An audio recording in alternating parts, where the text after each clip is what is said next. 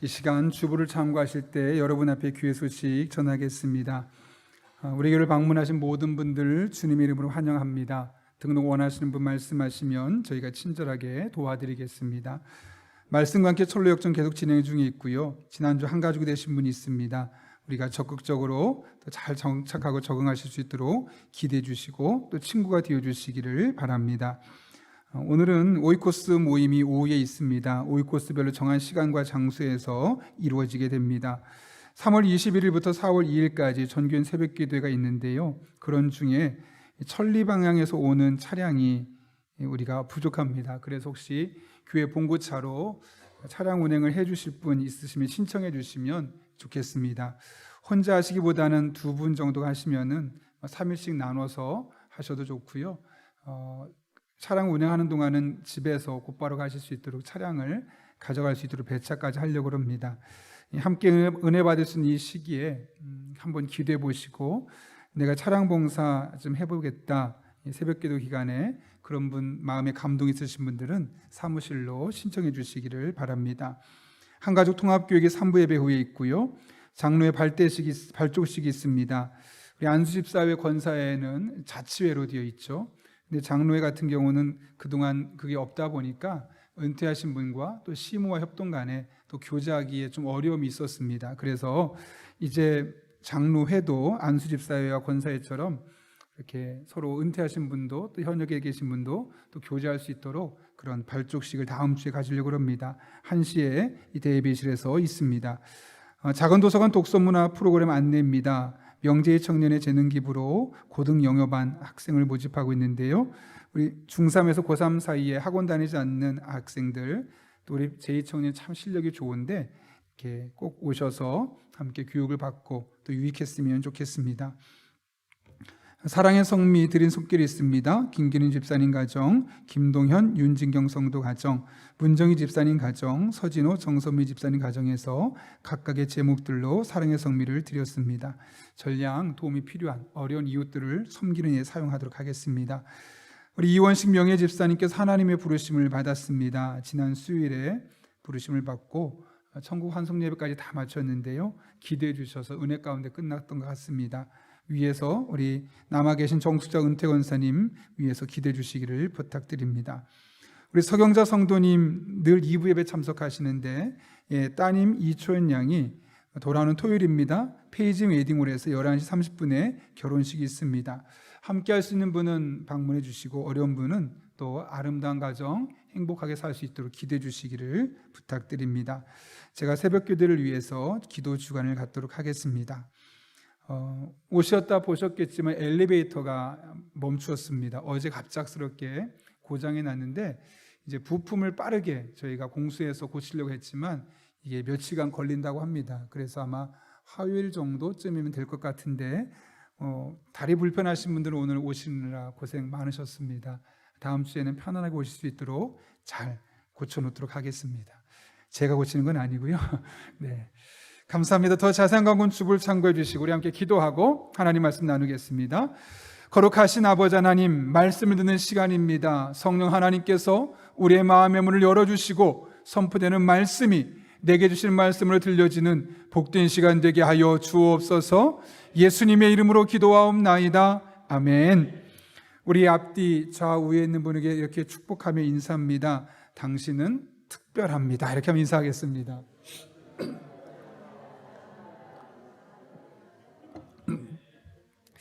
들린 것 같아요. 당신은 특별합니다. 몇 년 전에 프란치스코 교황에 대한 이야기를 들은 적이 있는데요.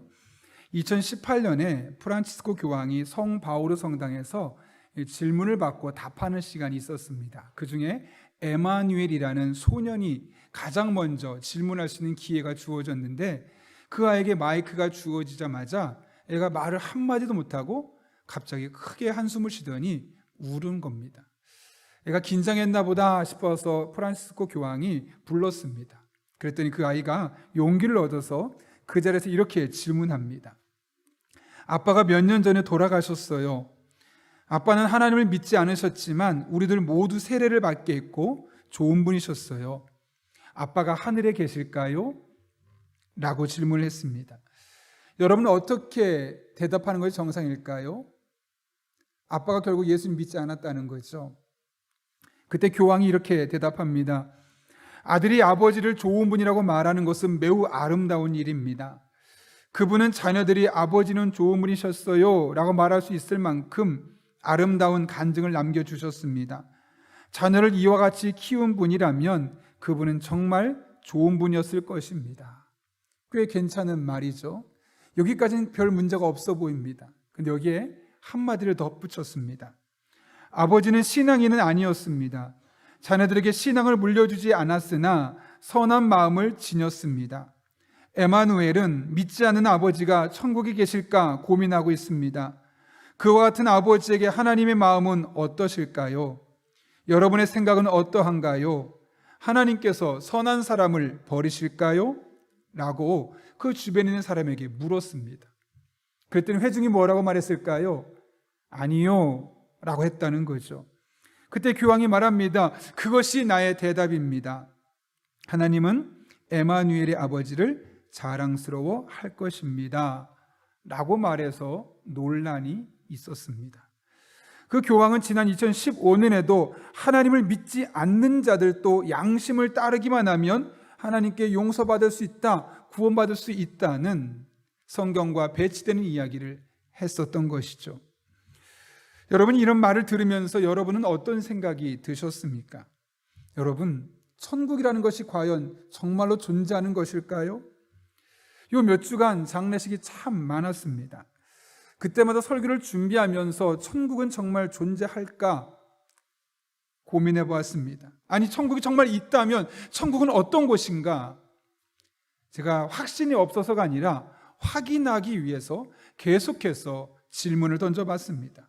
그러면서 이 천국의 맛을 모르는 유가족들에게 천국의 맛을 보여줄 수 있으면 좋겠다라는 마음으로 말씀을 준비했었는데요. 여러분 어떨까요? 천국, 우린 사실 어릴 때부터 이미 예수님을 믿었고, 저 같은 경우는 그래서 나는 죽으면 언제든 천국에 갈 수 있다는 사실을 알았습니다. 그러다 보니 요즘도 천국에 대해서 별로 마음에 감흥이 없습니다. 왜 그거? 당연하게 가는 거 아니야? 나 예수 믿으니까. 이런 시간을 보내왔던 것 같습니다. 그런데 이 장례식을 준비하면서 천국이 정말 있을까? 있다면 정말 천국은 어떤 곳일까? 막 성경 구절 여러 군데 다 찾아보고 계속 읽다 보니까 내가 천국에 갈 수 있다는 게 복이구나. 특별히 장례식장을 많이 다니면 이 천국의 기쁨을 알지 못하는 사람이 너무나 많은데 내가 그 기쁨을 알 수 있고 그것을 너무나 자연스럽게 생각할 수 있다는 것이 복이구나 라는 사실을 깨달았을 뿐만 아니라 과거에는 경험할 수 없었던 그런 기쁨이 설교를 준비하면서 저에게 경험되었습니다.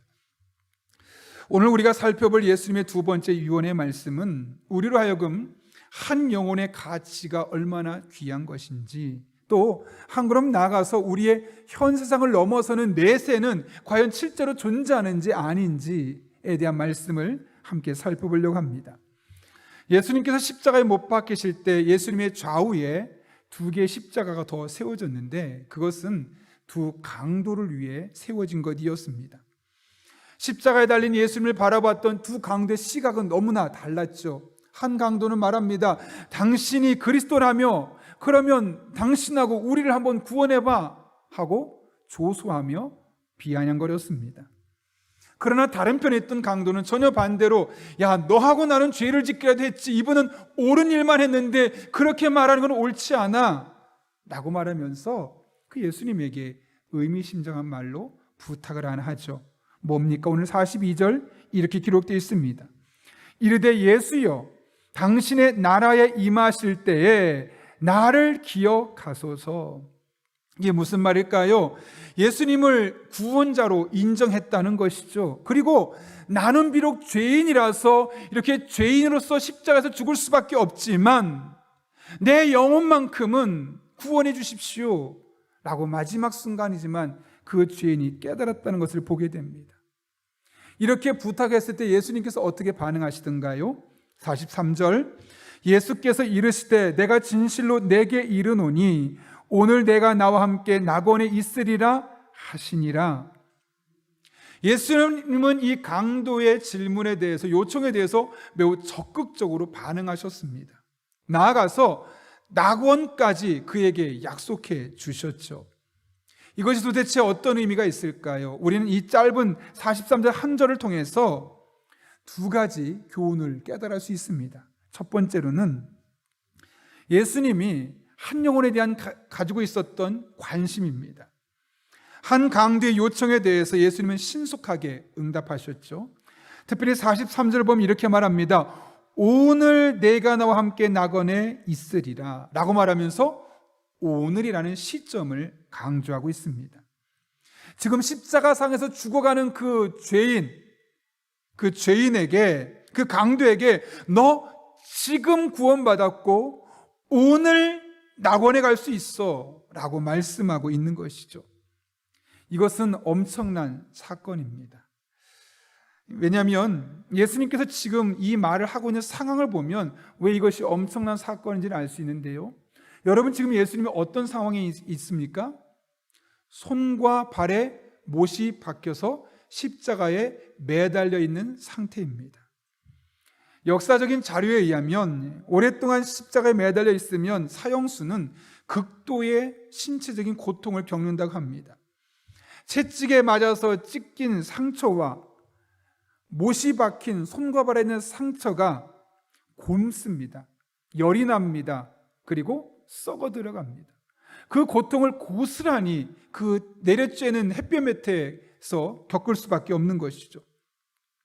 더군다나 지중해 지역의 한낮의 태양은 심한 갈증을 일으킵니다.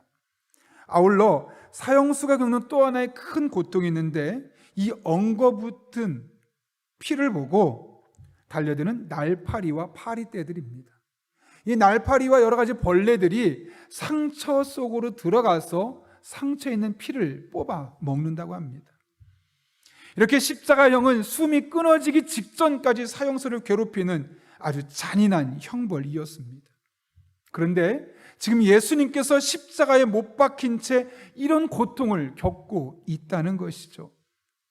너무나 그 고통이 극심해서 옆에 사람이 어떤 상황인가 알아볼 수도 없을 만큼 정신없는 상황, 이성적으로 판단하기 어려운 상황입니다. 그런데도 예수님은 그런 극한의 상황에서도 그 죄수의 요청에 대해서 내가 오늘 이 순간 너는 구원받았어 라고 말하면서 그에게 말씀하고 있었던 것이죠. 한 영혼에 얼마나 귀한지 그 가치를 아셨기 때문에 그렇습니다. 한 영혼에게 네가 구원받았다는 사실을 알리는 것이 본인의 십자가상에서 이 죽음의 고통보다 훨씬 중요하다고 생각했기 때문에 그런 것이죠.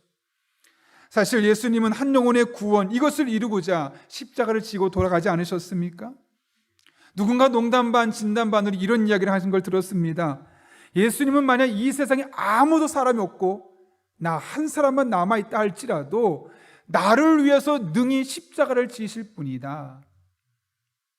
제가 이야기를 듣고 오래전이지만 참 마음에 감동이 있었던 적이 있습니다. 성경은 우리 인간의 목숨을 하나님은 천하보다 귀하게 여긴다고 말씀하셨습니다. 그 사람이 똑똑하기 때문에, 쓸만하기 때문에, 혹은 그 사람이 더 큰 집과 큰 차를 소유하고 있기 때문에, 그 사람의 외모가 볼만하기 때문에 그 사람이 가치가 있다고 성경은 말하지 않습니다. 우리 하나님은 그런 것에 편차를 두지 아니하고 모든 영혼의 가치는 하나님 앞에서 완벽하게 동일하다라고 말합니다. 우리처럼 소시민의 삶을 사는 사람이나 이재용 회장처럼 많은 돈을 가지고 있는 사람이나 우리처럼 평범한 권력 속에 사는 사람이나 대통령 같은 큰 최고의 권력, 통수권자를 갖고 있는 권력을 갖고 있거나 상관없이 모든 사람의 가치는 하나님 앞에서 다르지 않다는 겁니다. 예수님께서 십자가에서 보여주신 것이 바로 이것 아니겠습니까? 예수님께서 십자가에 못 박혀 죽으셔서 궁극적으로 구원한 사람이 누구입니까? 어떤 특별한 계층이나 인종이 아닙니다.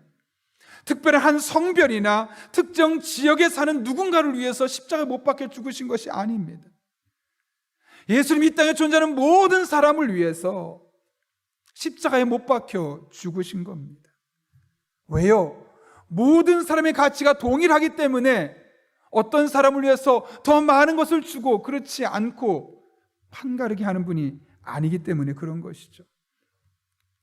십자가에서 만난 예수 그리스도라는 책에 미국의 세들백 교회 릭 워렌 목사님이 교도소에서 재소자를 대상으로 설교를 했던 적이 있습니다.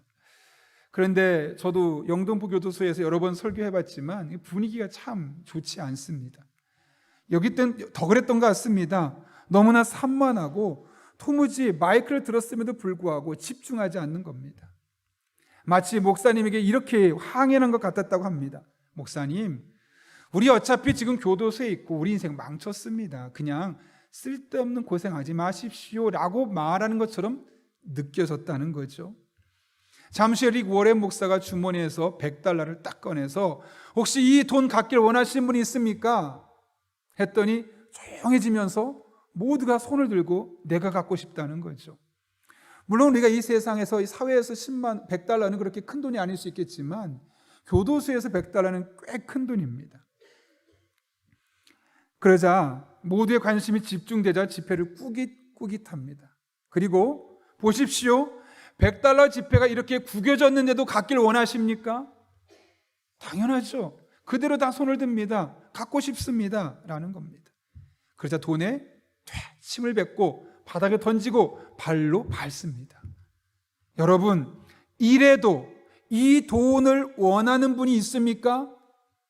어떻게 했을까요?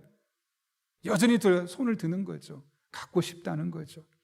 그러자 릭 워렌 목사가 기다렸다는 듯이 이렇게 말합니다. 바로 이것이 아버지신 하나님이 우리에게 해주신 일입니다. 여러분, 학대를 받으셨습니까? 이용당하셨습니까? 쓸모없는 인간이라는 모욕을 당하셨습니까?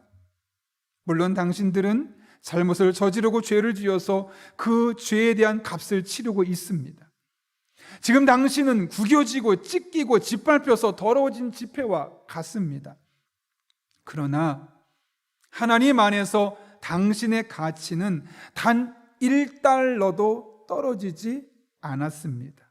하나님은 그 모습 그대로 여러분을 사랑하십니다. 여러분, 이 말을 듣고 재수자들이 어떤 반응을 보였을 것 같습니까? 여러분이 상상하는 그대로입니다. 그날 교도소에 엄청난 회심이 일어났다고 합니다. 그동안 밖에 나가도 전과자라고 사람들이 무시하고 학대당하고 이용당하고 쓸모없는 인간이라고, 저런 인간한테 밥 주는 게 아깝다고 그런 조롱만 받고 살았는데 하나님은 나를 그렇게 보지 않는다는 것, 하나님은 빌 게이츠와 나를 똑같이 보고, 하나님은 오바마와 나를 똑같이 보고, 그 사실에 그들의 마음이 감동을 받게 된 겁니다. 비록 남들이 보기엔 찢기고 밟힌 지폐 같은 존재였지만 하나님은 나를 그렇게 보지 않는구나. 하나님은 나를 온전한 인격체로 나를 사랑하시는구나. 어느 누구에게도 받아보지 못한 대접입니다. 그날 그 교도소에는 엄청나게 많은 사람이 눈물을 흘리며 예수님 믿겠노라고 결단하는 일이 있었다는 거죠. 그런가 하면 2004년에 미스 펜실베니아로 선정된 한 여인의 이야기 또한 읽은 적이 있습니다. 그녀는 밤에 칼을 들고 침입한 강도에 의해서 그 어머니에 의해 어쩔 수 없이 임신이 되어버렸습니다. 그러나 어머니는 원치 않는 임신임에도 불구하고 아이를 낙태하지 않았습니다. 오히려 왜 예수 믿는 나에게 이런 일이 생기나 다 이해할 수는 없었지만, 그래, 하나님이 하신 일에 우연은 없지, 모르지, 하나님께서 내게 주신 생명이지 하면서 그 아이를 지극정성으로 아이 뱃속에서 키우고 출산하고 양육하게 되었습니다. 그런데 그 아이가 10살이 되었을 때 현재 아버지가 자신의 아버지가 아니고 어머니가 도둑에게 성폭행당해서 자기가 태어났다는 사실을, 그 출생의 비밀을 알아버린 겁니다. 여러분, 10살짜리 소녀가 그런 소식을 들었을 때 얼마나 충격적이었겠습니까? 너무 절망적이죠. 지금까지 살아온 나의 10년간의 모든 삶이 부정당하는 것처럼 느껴졌고, 나는 쓸모없는 사람, 원래 이 세상에 있어서는 안 되는 사람인데 태어났구나 라는 생각이 들었던 겁니다. 그런데 그녀의 어머니는 한 번도 그 아이에게 그렇게 말한 적이 없고, 너는 하나님이 우리에게 주신 선물이라고 그 아이를 축복하고 격려하고 계속해서 그 아이와 함께 했던 것이죠. 그래서 그녀는 신실한 크리스천 어머니를 통해서 나는 쓸모없는 존재가 아니라, 어쩔 수 없이 태어난 존재가 아니라 하나님이 특별한 목적이 있어 지금 태어나게 하셨구나 라는 것을 깨닫고 자신의 삶을 바라보는 시각을 바꾸기 시작했습니다.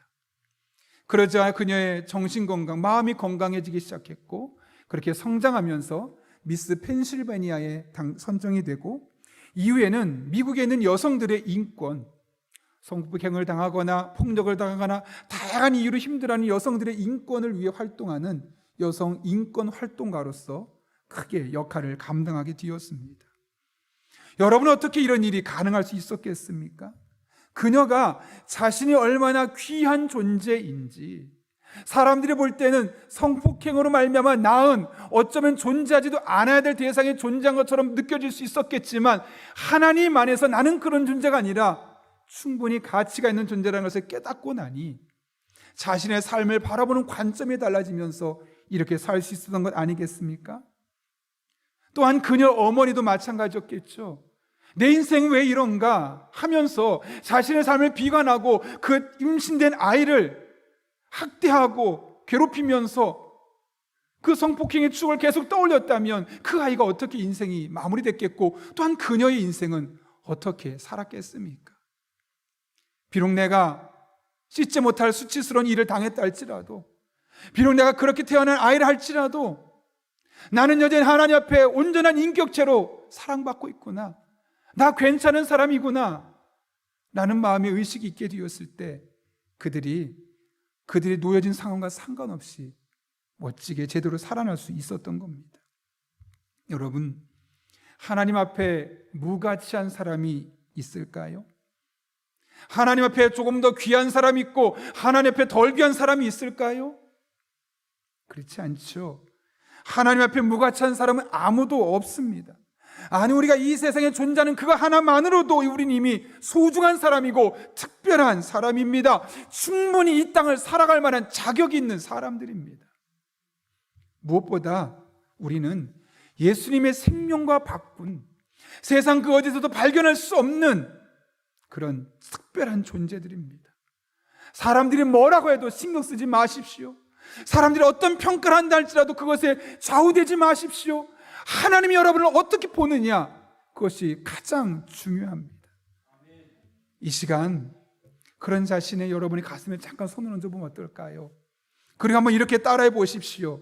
나는 특별하다. 나는 소중하다. 나는 복받은 사람이다. 네, 여러분이 바로 그런 분들입니다. 그러므로 여러분, 아무리 어려워도, 절망적이어도, 남들이 여러분을 무시해도 그 말에 휘둘리지 마십시오. 나는 하나님 앞에 여전히 사랑스럽고, 나는 하나님 앞에 여전히 특별하고, 나는 하나님 앞에 여전히 소중하다는 그 사실을 붙들고 여러분에게 주어진 일상을 믿음으로 살아가는 한 분 한 분 될 수 있기를 예수님의 이름으로 축원합니다. 그런가 하면 본문을 통해 깨달을 수 있는 두 번째 교훈은 내세, 즉 죽고 난 이후의 삶인 천국의 삶이 우리에게 예정되어 있다는 겁니다. 그 한 강도의 요청에 대해 예수님께서 뭐라고 말씀하셨죠? 43절 말씀 같이 한번 읽어볼까요? 시작. 예수께서 이르시되 내가 진실로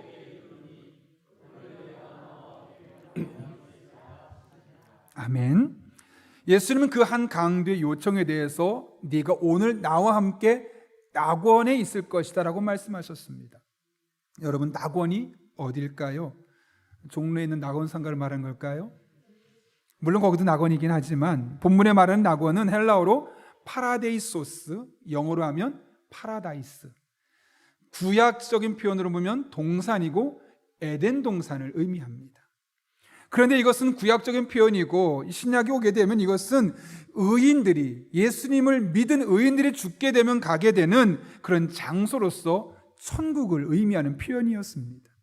그래서 낙원을 다른 말로 바꾸면 천국, 다른 말로 바꾸면 하늘나라, 아브라함의 품, 이런 식으로 바꿀 수 있는 거죠. 표현은 다르지만 다 똑같은 천국을 우리에게 말씀하고 있는 겁니다. 지금 예수님께서 한 강도에게 이 천국을 약속하고 있는 겁니다. 여러분이 지금 이 강도의 마음이 어떨까요? 죽어가고 있습니다. 더군다나 아주 심한 죄를 저질렀기 때문에 십자가에 못 박혀 죽어가고 있죠. 그 두려워하고 있는 강도에게 너 오늘 천국 갈 수 있어. 이게 얼마나 희망이 되고 얼마나 소망이 되었을까요? 예수님을 구원자로 믿고 세상을 떠나가는 사람에게 천국이 예비되어 있다는 그 사실을 그에게 가르쳐주고 있는 것이죠. 예수님의 이 말씀은 궁극적으로는 십자가에서 죽어갔던 그 한 강도에게 하셨던 말씀입니다. 그러나 오늘날 십자가에서 돌아가신 예수 그리스도를 믿는 모두에게 하는 동일한 메시지 아니겠습니까? 그렇다면 여러분, 우리 한 사람 한 사람은 이미 예수를 그리스도로 영접했기 때문에 천국이 보장되어 있는 사람들입니다. 누가복음 16장에 보면 거지 나사로와 부자 이야기가 나오죠. 말 그대로 거지입니다. 사람들에게 무시당하고 가난하고 힘든 시간을 보냈던 사람이 죽었습니다. 어떤 일이 있었습니까? 누가복음 16장 22절, 이에 그 거지가 죽어 천사들에게 받들려 아브라함의 품에 들어가고, 여기 아브라함의 품은 다른 말로 하면 천국이고 낙원이고 같은 말입니다. 여러분, 하나님께서 왜 이 말씀을 하셨을까요?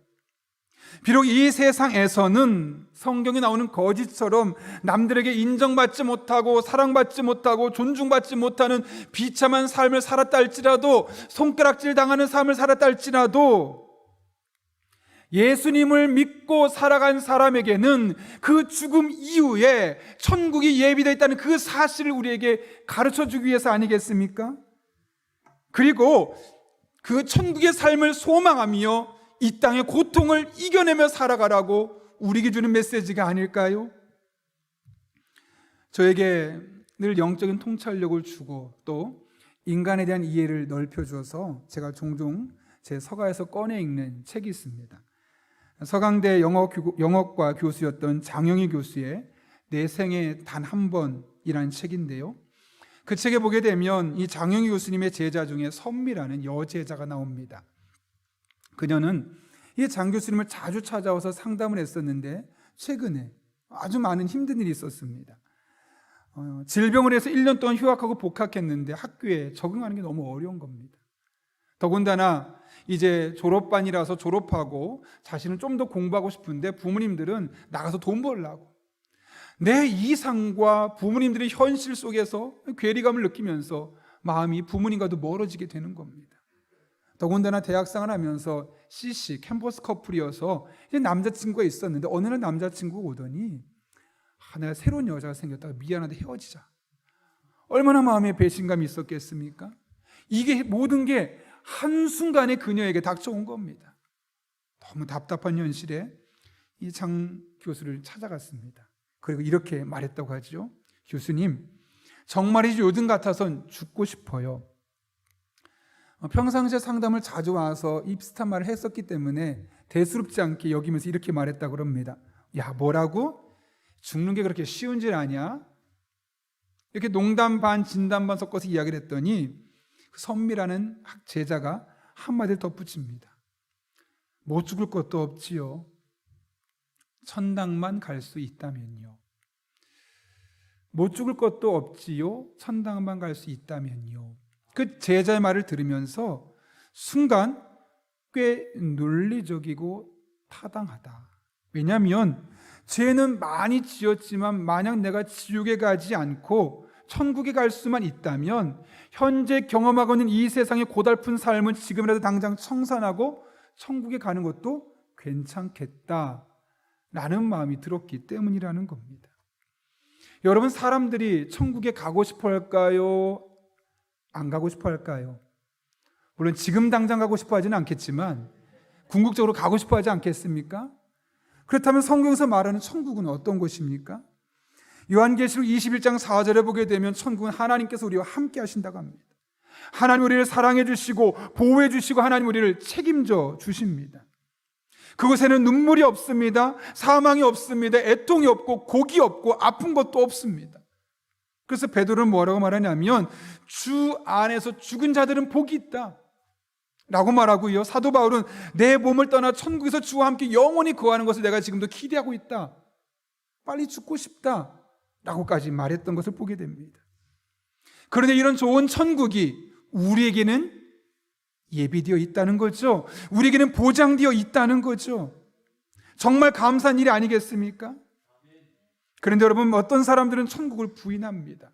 천국을 소망하지 않습니다. 아니, 마치 천국과 상관없는 사람처럼 이 세상에 푹 빠져서 이 세상의 모든 것이 자신의 삶의 목적인 것 마냥 살아갑니다.